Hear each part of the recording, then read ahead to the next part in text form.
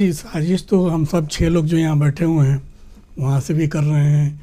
तमाम जो दर्शक हमारे हैं वो भी साजिश कहीं कर रहे होंगे सुन के। केवल पूरा विश्व में जो लोग भारत पे सवाल कर रहे हैं, खासकर लीडरशिप पे सवाल कर रहा है, वो भी एक तरह से साजिश का ही हिस्सा हुआ। अगर उस नज़रिए से देखें तो मतलब कहावत है ना, खिसियानी बिल्ली खम्मा नोचे, उसी तरह से केंद्रीय मंत्री को प्रस्तुत किया गया है। मुझे तो एक बात को लेकर आश्चर्य है कि म्यूनिख सिक्योरिटी कॉन्फ्रेंस है, वहाँ इस साल कोई भी भारत से कोई प्रतिनिधि गया क्यों नहीं? मंत्री स्तर का प्रतिनिधि को जाना चाहिए था। पिछले साल जयशंकर थे वहाँ पर, एस जयशंकर वहाँ पर थे, बाकायदा उन्होंने खूब एड्रेस किया। कई सारे संडे तक ये कॉन्फ्रेंस चलना है, आज से ही शुरू हुआ है, संडे तक चलना है। तो ये चूँकि यूक्रेन सबसे ज़्यादा छाया हुआ है, लेकिन ये भारत के मसले को, भारत की लीडरशिप वाले सवाल को जिस तरह से वहाँ पर जॉर्ज सोरेन ने उठाया, उस चीज़ को भी लगता है कि कॉन्फ्रेंस में वो छाएगा। ये 2-3 दिन बहस चलेगी उस पर। और बात यह है कि G20 में क्या फिर वो बहस वहाँ से स्थानांतरित होकर G20 के मंच पे भी आनी है, एक प्रश्न।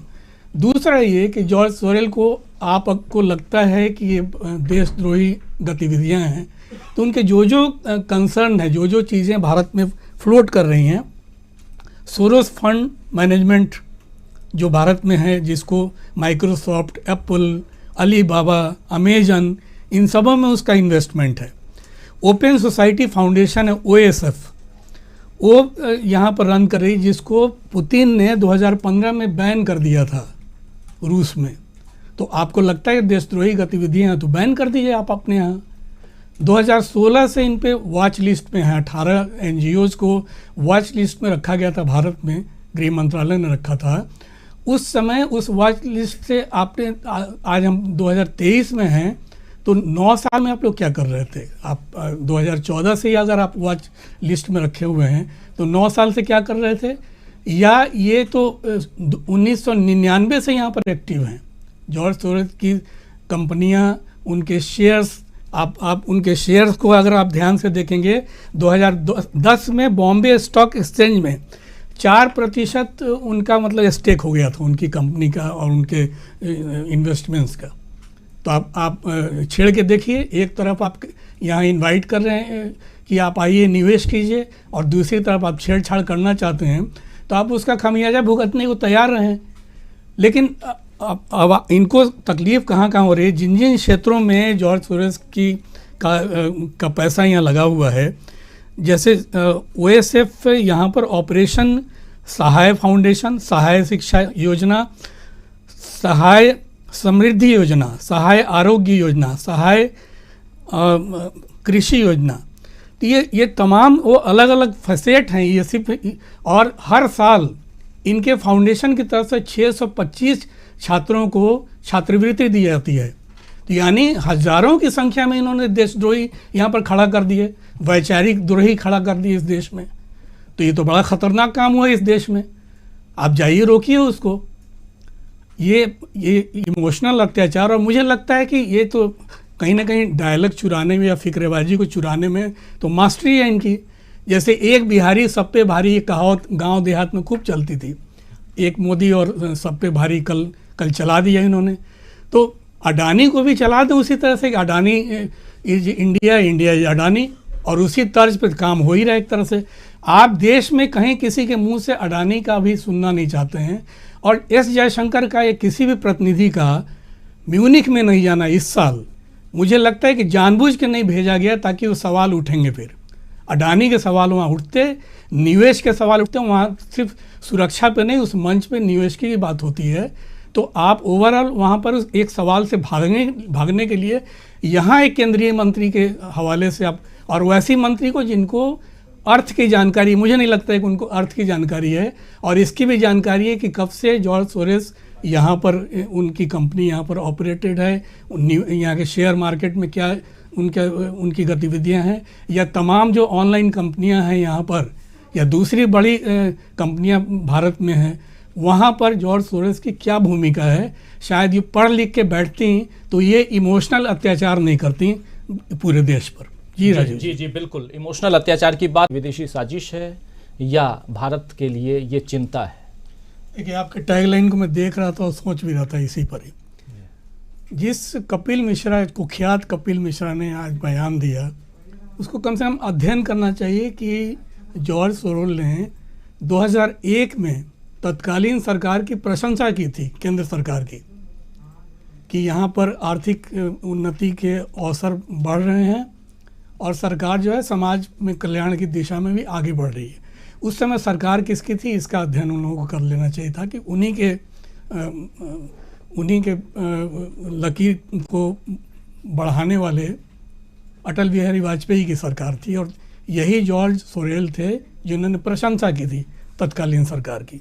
एक, अब आ रहे हैं आपके इस प्रश्न पर जो आपने कहा, वास्तव में विदेश के पिच पे ये सारा खेल हो रहा है, लेकिन उस पिच को ये लोग भी नहीं याद करते हैं कि हम कहाँ क्या खेल कर रहे हैं। इन्होंने धीरे धीरे नेपाल में हिंदू राष्ट्र बनाने की शुरुआत कर दी थी। 2006 से ये सब खेल चल रहा है और बाकायदा एक किताब योगी आदित्यनाथ ने प्रकाशित कराई थी, जब गोरखपुर का जो मठ है वहाँ से बाकायदा उस किताब में 58 पेज में बहुत सारे नेपाल के ऐतिहासिक तथ्य के अलावा तत्कालीन सरकार से ये अपील की गई थी, खासकर मनमोहन सिंह सरकार से अपील की गई थी उस पीरियड में, कि आप नेपाल के मामले में हस्तक्षेप करें। लिखा हुआ है, शब्दशः लिखा हुआ है राजीव जी, पूरी जिम्मेदारी से कह रहा हूँ, कोई भी चाहे तो उसको डाउनलोड करके भी देख ले PDF फाइल में, कि हस्तक्षेप करने की बात कही गई थी कि आप हस्तक्षेप करें और वहाँ पर हिंदुओं का उद्धार करें, हिंदू राष्ट्र दोबारा से बनना चाहिए। 2008 में जब वहाँ माओवादी आए, उनकी भर्त्सना की थी, शेर बहादुर देहुआ की भर्त्सना की थी। वही जब प्रचंड यहाँ पर प्रधानमंत्री बनते हैं तो उनको माला पहनाने के लिए, उनको बाकायदा बधाई देने के लिए योगी आदित्यनाथ आगे आते हैं।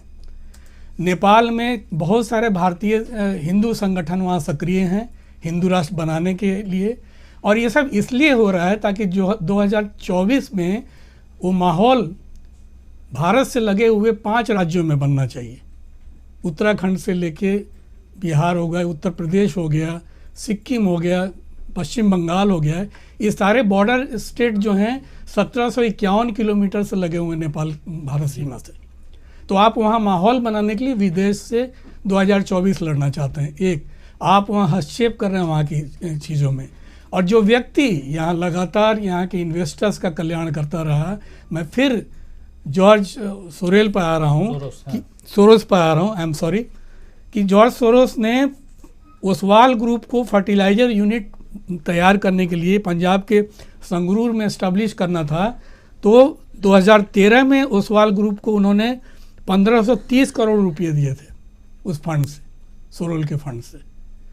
और ये एक छोटा एग्जाम्पल दे रहा हूँ, इस तरह के बहुत सारे इंडस्ट्रियल हाउस हैं इस देश में जहाँ पर सोरेल फंड से पैसा गया है। तो किसके लिए गया है? सरकार को डिस्टेबलाइज करने के लिए, इस देश को की समृद्धि के लिए, या फिर इस आपके तथाकथित की षड्यंत्र करने के लिए? तो ये सोचने का विषय है। सिर्फ ये पूछ लेना कि आप पेट्रोल सस्ते दाम में रूस से ले रहे हैं तो यहाँ के जो बायर्स हैं उनको सस्ता क्यों नहीं मिल रहा है, क्या ये गुनाह है पूछना म्यूनिख के मंच पर? म्यूनिख में यही बात, तो आर्थिक सवाल को उठाना गुनाह हो गया, गुनाह अजीम हो गया वहाँ पर कि आप क्यों ये सवाल, और ख़ासकर अडानी का नाम क्यों लिया आपने। तो ये बहुत आजकल वही हो गया कि आप ठीक है, अमेरिका ने तो अमेरिका को इन्होंने बड़ी मदद की। अभी जो सबसे बड़ा विमान डील हुआ है उसमें आपने 10 लाख रोजगार दिए, तो आपके लिए तो बड़ा गड़बड़ हो गया कि जो बाइडेन को चाहिए कि वो दोस्ती निभाते और उसको तड़ी पार करते। 92 साल के बूढ़े को वहाँ से तड़ी पार करवा दीजिए, क्योंकि आपकी वजह से 10 लाख रोजगार वहाँ पर मिले हैं। तो उनको जिस तरह से पुतिन ने बैन किया अपने देश में, आप अपील कीजिए कि जो बाइडेन किसी भी हालत में वहाँ पर रहने नहीं दें, वापस उनको भेज दें जहाँ से वो आए थे, जिस देश से। तो ये सब चीज़ें धीरे धीरे राजीव जी, मुझे लगता है कि ये माहौल, और ख़ासकर मोदी जी के डंका पीटने वाले जब जिस देश में जाते हैं तो सबसे ज़्यादा उन्हीं का डंका पीटा जाता है, विश्व गुरु का डंका तो उनके लोग कहाँ गए हो? क्यों नहीं घेरते हैं जॉर्ज सोरेल को? घेर लेना चाहिए कि क्यों आप जर्मनी में ही उस मंच पे घेर सकते थे। मोदी जी जब जाते हैं तो बाकायदा नगाड़ा बजता है, तो इनके समर्थकों की संख्या तो कम नहीं है, वो समर्थक कहाँ चले गए अचानक उस माहौल को बनाने के लिए। इसलिए मुझे लगता है कि जिस दिशा में इस देश को और हमारी विदेश नीति को ले जा रहे हैं, ये विश्व गुरु से विनाश गुरु की तरफ बढ़ रहे हैं। जी राजीव जी। जी विश्व गुरु